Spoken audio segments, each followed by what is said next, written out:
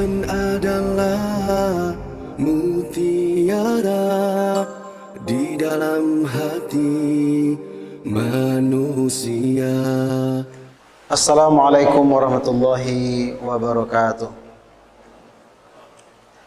Alhamdulillahirabbil alamin. Wassalatu wassalamu ala asyrafil anbiya'i wal mursalin wa ala alihi wa sahbihi ajma'in. Ashhadu an la ilaha illallah wa ashhadu anna Muhammadan abduhu wa rasuluh. Nabiul Mustafa Muhammadin sallallahu alaihi wasallam. Bapak, ibu-ibu, saudara kaum muslimin, kaum muslimat, sidang jamaah zuhur yang dimuliakan oleh Allah Subhanahu wa taala. Kita bersyukur kehadirannya, Zat yang senantiasa melimpahkan rahmat dan karunia-Nya kepada kita bersama. Sehingga dengan rahmat dan ketujuanlah insyaallah hari-hari yang kita lewati adalah hari-hari yang penuh dengan ketaatan, berisi dengan kesolehan sebagai bekal kita untuk menghadap Allah Subhanahu wa taala. Sebagai kajian zuhur kita pada siang hari ini, kita tadabburi hadis yang diriwayatkan oleh Abu Hurairah. An Abi Hurairah radhiyallahu anhu qala Rasulullah sallallahu alaihi wasallam, akmalul mu'minina imanan ahsanuhum khuluqa wa khiyarukum linisa'ihim. Rawahu Tirmidzi wa qala hadis hasan sahih. Abu Hurairah meriwayatkan bahwasanya Rasul sallallahu alaihi wasallam pernah bersabda. Sabda Rasul itu adalah berkaitan dengan iman, di mana iman itu berbanding lurus dengan akhlak dan perilaku. Rasul mengatakan bahwa kesempurnaan iman seseorang atau iman seseorang menjadi sempurna adalah ketika ahsanuhum khuluqa, ketika akhlaknya menjadi baik. Hadis ini sebenarnya tidak perlu perenungan yang begitu serius atau mendalam. Teks atau lafaznya bisa dikatakan masuk dalam kategori jawami'ul kalim. Kalimat yang singkat, padat, maknanya dalam. Kalau asumsi kita selama ini bahwa iman itu adalah urusan hati, iman itu urusan jiwa, iman itu adalah masalah keyakinan, itu asumsi yang benar, tidak salah itu, betul itu sebenarnya. Karena Rasul juga pernah mengatakan laisal imanu bitamanni. Iman itu bukan angan-angan, tetapi iman itu adalah tasdiqum bil qalbi wa takrirum bil lisan wa amalu bil arkan. Iman itu adalah sesuatu yang dibenarkan oleh hati, yang dilafazkan oleh lisan kita, yang dibuktikan dengan tahap pertama seminimal-minimalnya adalah dengan bersyahadat. Kemudian syahadat itu dibuktikan dengan amal perbuatan dan itu adalah ibadah. Tetapi apa buah dari iman? Ketika kita membenarkan dengan hati bahwa Allah itu adalah zat yang maha hidup, zat yang maha pemberi rezeki, Dia yang menghidupkan dan yang mematikan.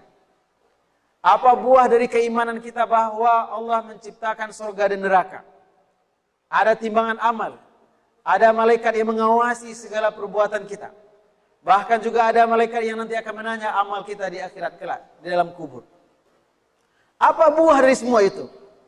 Ternyata buah dari semua itu yang diinginkan oleh Allah dan Rasulnya adalah perubahan pada akhlak dan perilaku. Artinya apa? Kalau memang kita beriman, apalagi kalau kita ingin sampai pada puncak kesempurnaan iman, dia bisa dibuktikan dalam keseharian kita. Apakah akhlak dan perilaku kita akhlak perilaku yang terpuji, yang mulia, yang diridhoi oleh Allah Subhanahu wa taala. Oleh karenanya, seorang muslim yang baik yang bisa membuktikan imannya, idealnya tidak ada lagi istilah dia muslim tapi kok berbohong ya. Nah, nggak ada lagi kalimat itu seharusnya. Karena seorang muslim yang mukmin pasti menjadi orang yang jujur. Dia muslim tapi kok suka mencuri. Tidak masuk akal itu logikanya. Kenapa? Karena tidak ada ibadah yang kita kerjakan, dan ini pengulangan dari apa yang kita sampaikan sebelumnya. Tidak ada ibadah yang kita kerjakan kecuali dia harus berbuah pada akhlak dan perilaku. Betul kita sholat. Tapi apa yang diinginkan oleh Allah dengan sholat yang kita kerjakan? Kita khusyuk. Kita sempurnakan syarat dan rukunnya. Kita tumakninah. Kita takbir sampai salam. Selesai, tidak. Allah ingin inna sholata tanha anil fahsyai wal munkar. Salat yang sempurna, salat yang khusyuk, salat yang syarat dan rukunnya kita penuhi. Bahkan sebegitu seriusnya kita menghadap Allah Subhanahu wa taala dalam salat kita, dia harus berbuah pada akhlak dan perilaku. Puasa yang kita kerjakan juga sama. Kita menahan haus dan lapar bukan sekedar untuk menggugurkan kewajiban, tapi dia harus berbuah pada akhlak perilaku. Ada kepedulian, ada rasa kasih dan sayang kepada orang lain. Ada rasa senasib sepenanggungan dengan fakir dan miskin. Kita pergi haji, pergi umroh. Berulang-ulang kita bolak-balik ke Makkah. Meneladani, menapak tilas akhlak perilaku Nabi Ibrahim alaihissalam dan keluarganya. Meneladani Siti Hajar, meneladani Nabi Ismail. Meneladani Rasulullah SAW. Jadi tidak ada ibadah yang kita kerjakan kecuali dia harus berbuah pada akhlak dan perilaku. Maka wajar Rasul mengatakan akmalul mu'minina imanan ahsanuhum khuluqa. Orang yang sempurna imannya bukan orang kaya. Orang yang sempurna imannya bukan orang yang dermawan, semata tidak. Orang yang sempurna imannya adalah ketika akhlak, budi pekertinya, perilakunya memang mulia, diridhoi oleh Allah Subhanahu wa taala. Maka kalau ini bisa kita pahami, bisa kita terapkan, insya Allah tudingan negatif, tudingan yang melecehkan kita umat Islam pasti akan berkurang.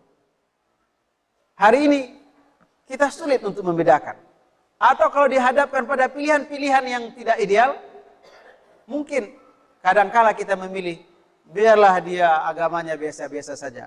Bahkan biarlah dia tidak beragama, yang penting dia disiplin, yang penting dia rajin, yang penting dia jujur, yang penting dia tepat waktu.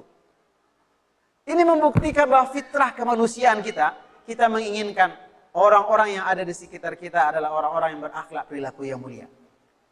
Padahal inilah seharusnya yang dibuktikan oleh seorang muslim. Dan inilah PR besar kita.